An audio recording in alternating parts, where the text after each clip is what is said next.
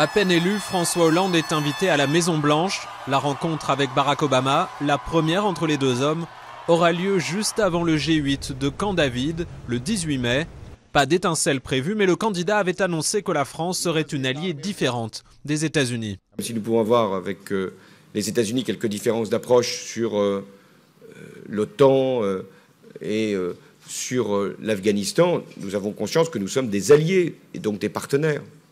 François Hollande confirmera sa décision de retirer les 3300 soldats français d'Afghanistan dès cette année, un an plus tôt que prévu par Nicolas Sarkozy et 2 ans avant les Américains. Ça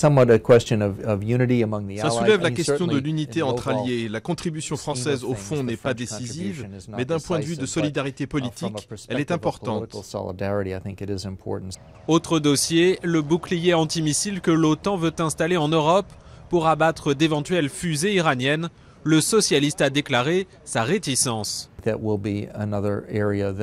Sa position sur le bouclier antimissile sera scrutée de près. Il a dit qu'il était sceptique sur son efficacité, son coût et surtout sur ce que cela pourrait rapporter à l'industrie française. Les émissaires de François Hollande ont assuré à l'administration Obama que le nouveau président ferait tout pour maintenir le front uni des alliés au sommet de l'OTAN de Chicago le 20 mai et pour ne pas embarrasser Barack Obama en campagne pour sa propre réélection.